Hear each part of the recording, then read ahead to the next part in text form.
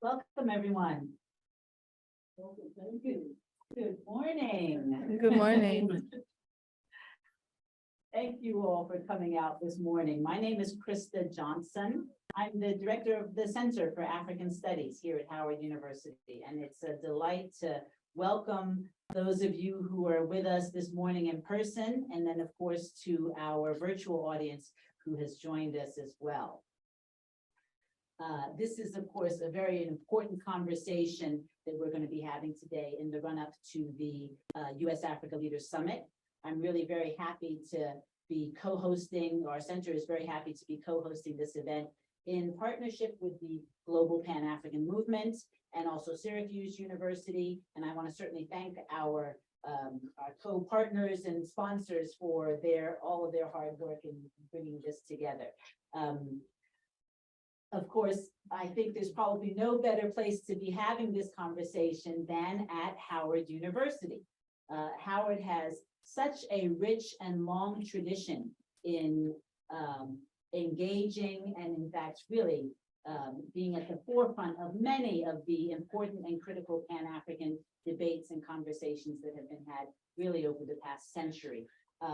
Not to give you an entire history of our great institution, but we certainly have a tradition of faculty and students who have been not only writing and engaging critically on issues of imperialism and hierarchy in the international system, critical engagements with U.S. foreign policy, but of course also have built strong and lasting linkages with activist movements, liberation movements, and other practitioners of liberation on the ground. So it's in that spirit that we welcome, of course, this conversation and debate here to Howard this morning. Unfortunately, as you all know, it coincides with the end of our semester, and so our students are hunkered down finishing their final papers, and so we don't have as much of a turnout as we would like. But I just really want to assure everyone that the campus of Howard University remains really a hub of activism and critical engagement around these Pan-African issues. I, of course, as a faculty member, am intimately engaged with this new generation of young, dynamic, Pan-African, African diasporan students who are informed, who are engaged, who are willing and ready to critically engage around these issues. So I think that the future of the movement is in very good hands. And I'm sure they will look forward to listening to our conversations, as this is, of course, also being recorded. I want to turn it over now, though, to our really the organizer of this event to give some welcome and some context for our discussion this morning. Julia Lynn Walker of the Global Pan-African Movement, please.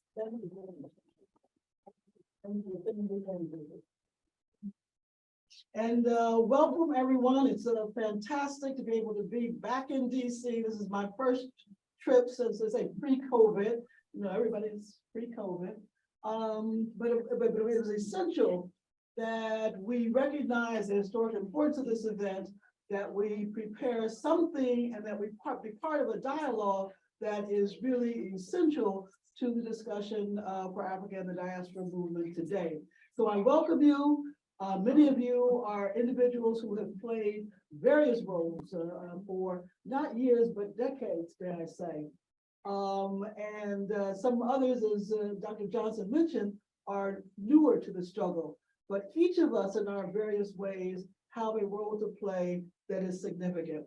So for those of you who are not familiar with the Global Pan-African Movement, what I wanted to do is briefly walk through our concept note for you so we can contextualize the day as we see it, and help to provide some discussion or context for discussion as we proceed with our panels. And so I wanted to say that first, our mission overall is to educate the general public, anyone who is interested on issues that are pertinent, relevant to global Africa, that is the African continent itself, as well as people of African descent, wherever they may be found, in whatever culture, speaking whatever language, and do this through whatever mediums are available today, whether they be public forums, whether it be online discussions, whether it be documentation, et cetera, or even videos. We have all this new technology today. So this forum, this symposium today is part of that concept. And we consist of activists and allies who have been involved, yes, for many years in addressing the concrete reality of the lives of Africa and African descendants. So what has this meant?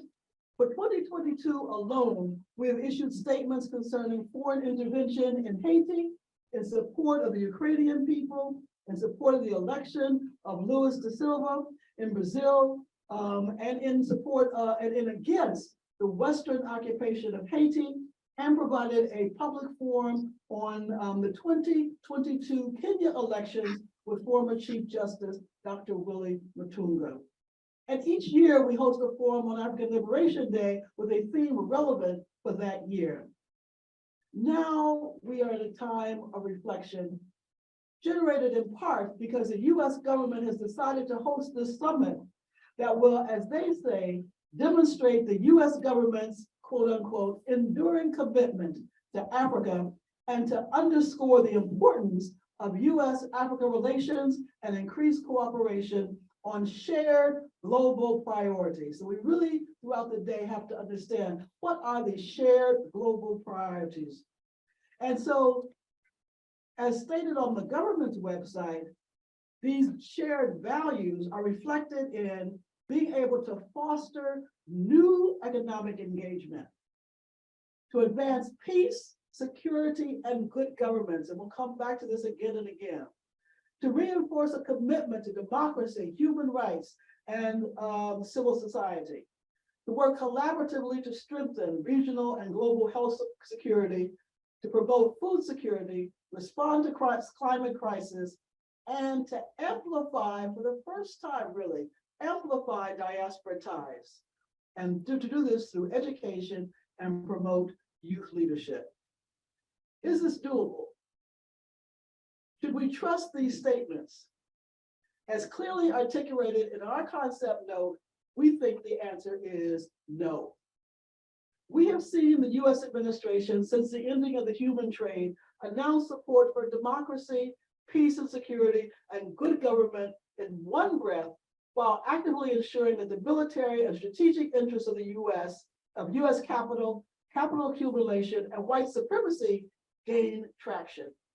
From the division of the conference of the continent at the Berlin conference with no acknowledgement of the actual humans involved, to the assignment of Southwest Africa to South Africa in violation of the League of Nations mandate, to the British suppression of independence movements throughout the 50s and 60s, to the heinous cooperation of the US in the killing, the assassination of Congolese leader Patrice Lumumba, to US alignment with apartheid South Africa, to the current destruction of Libya, the interests of the African people have been subsumed in favor of the US military and finance interests.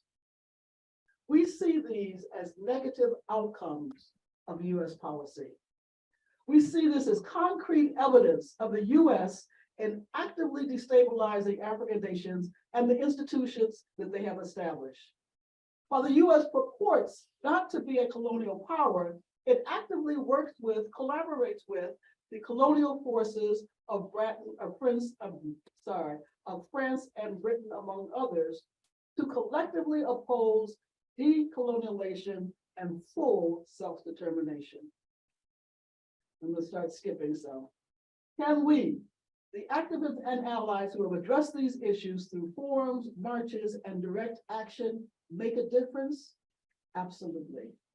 8 years ago, former President Barack Obama hosted an African Leaders Summit in which the focus was to be AGOA, the Growth and Opportunity Act, YALI, Young Africans Leadership Initiative, and PEPFAR, the President's Emergency Plan for AIDS Relief. But in order to qualify for AGOA, the applicant country must, my emphasis, be working to improve its rule of law, human rights, and the respect for core labor standards.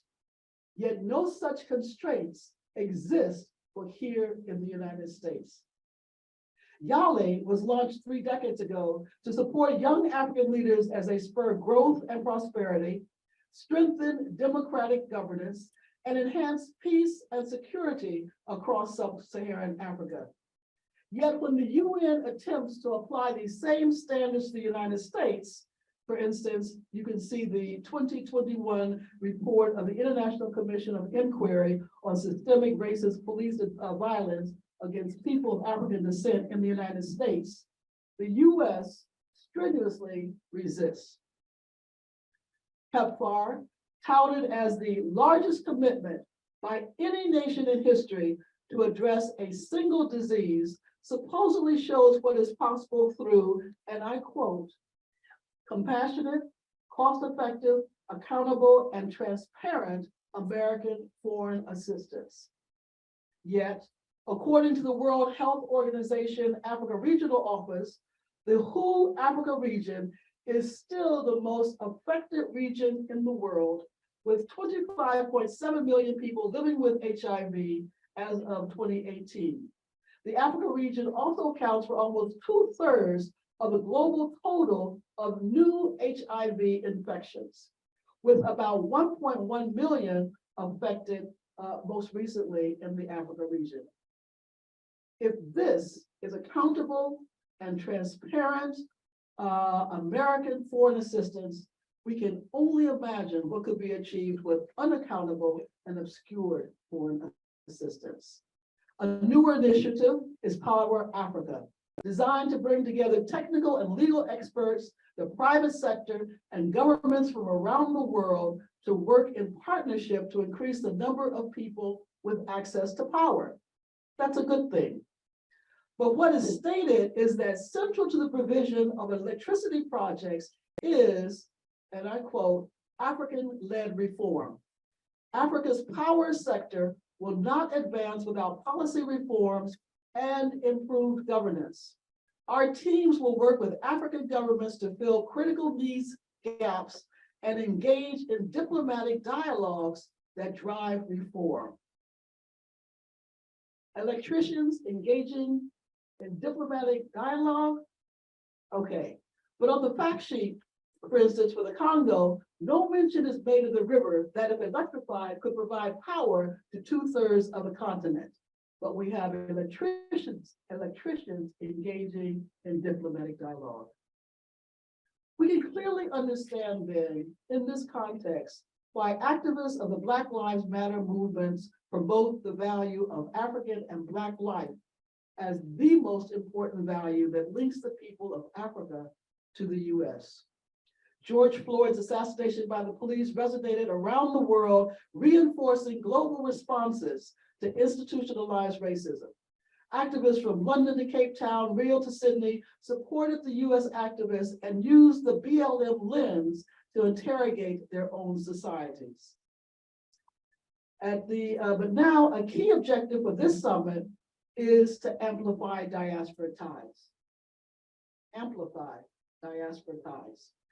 Given all the language discussed above with respect to good governance, it is clear that the US is unwilling to focus, for instance, on reparative justice, not reparations, but social transformation, not improving the rule of law, but anti-racism that comprehensively informs US-Africa relations, not a program of technical assistants who are often also diplomats.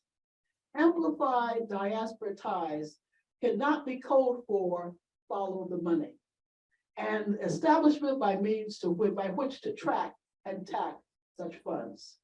Amplified diaspora ties cannot be code for follow the money. We are also concerned about the youth who are increasingly involved with the direction of their respective countries, our born frees. It is predicted that within 8 years, African youth will constitute close to 50% of the population, and Africa overall will be 25% of the global population by 2050. So the youth, the born frees, they experience global culture, but not the global economy. They're impacted by the global economy, but they are not effective participants. And they are responding with political engagements in Algeria, Sudan, Nigeria, and South Africa, among others. They are the ones who need to be brought to the table. They are the ones who need to be given voice in opposition to the placeholders who are expected in Washington this week.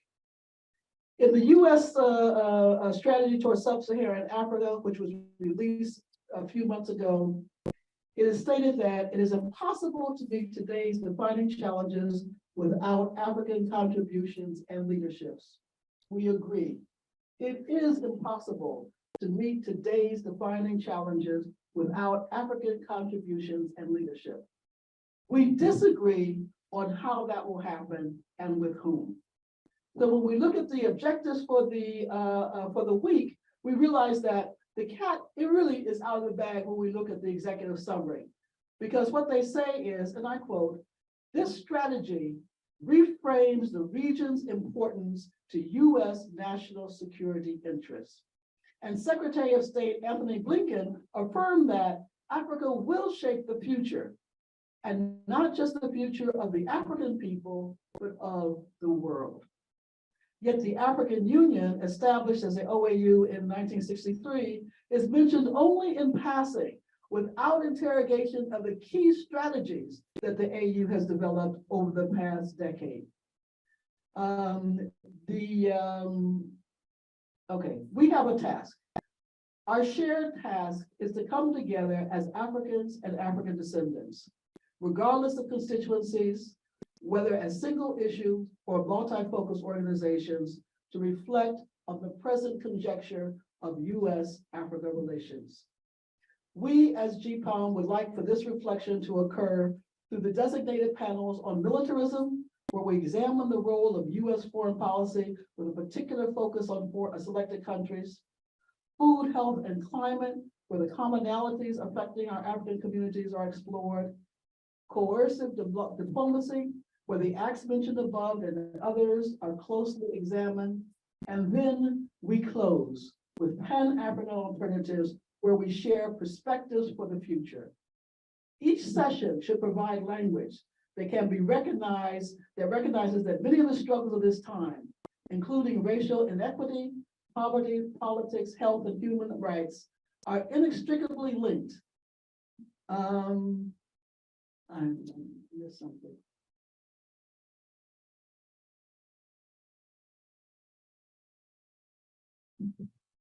I missed something, sorry. Okay, anyway, each session should provide language noted by the chairs of each session that will be used for recommendations for the final plenary of the day.